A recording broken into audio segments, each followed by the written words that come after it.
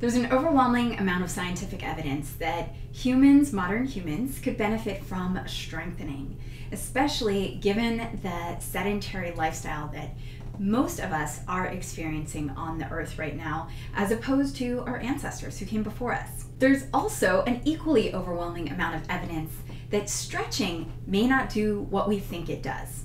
After a certain point, the benefits of stretching are no longer functional to most of the tasks that are required of living a good, healthy life. And over time, if you stretch beyond your tissue's natural physiological boundaries, you can actually then cause damage into the joints. I'm Dr. Ariele Foster, and I'm going to show you 2 different yoga poses reimagined from a stretchier version to a more strength-based version. So the first pose is bridge pose, and I'm going to guide you through a number of different modifications that can be used in place of bridge as a back bend.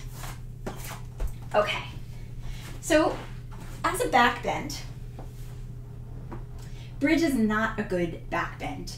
You're always concentrating your upper body in flexion, the upper torso in flexion. Even if you do end up getting a good concentration of back bend in your lumbar spine, it's very concentrated. So the way to make bridge pose more focused on strength is to do, well, there's an infinite number of ways, but I'm going to show you a little bit of a sequence that can help create progressive strengthening in something like bridge. So number 1, with all of these, aim to keep the spine neutral and the legs working really hard. Front hip points up will help, feeling your glutes turn on. Number 2, activate more of the back body muscles in your legs and more of the front body muscles in your abdomen.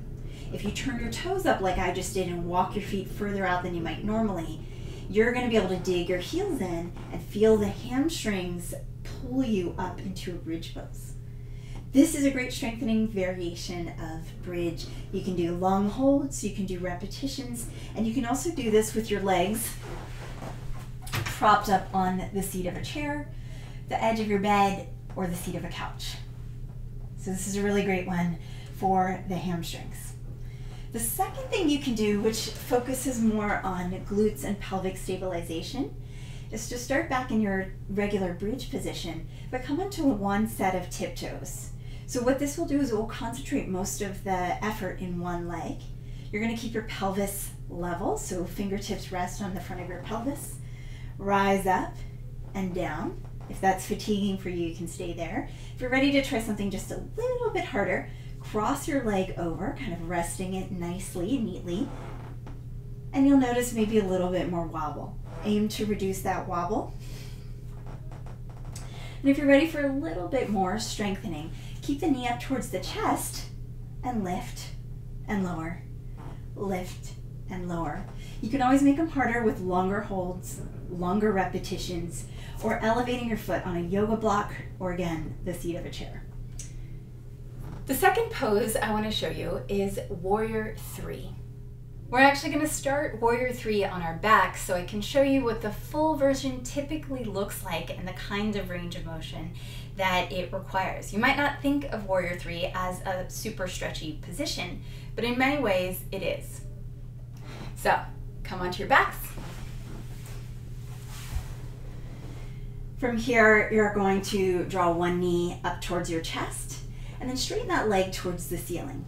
Now, you can see that I've got good hamstring range of motion, but even here my knee prefers to be a little bit bent rather than fully straight.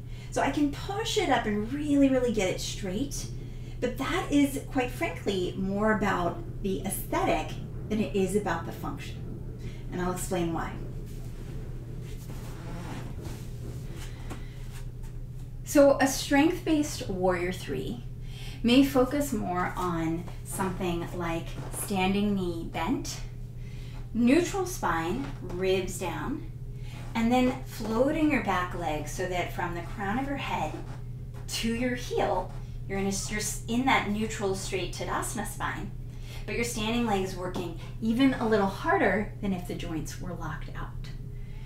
You can also take that concept of Warrior 3 and from here start to add some pulses, basically some single leg squats.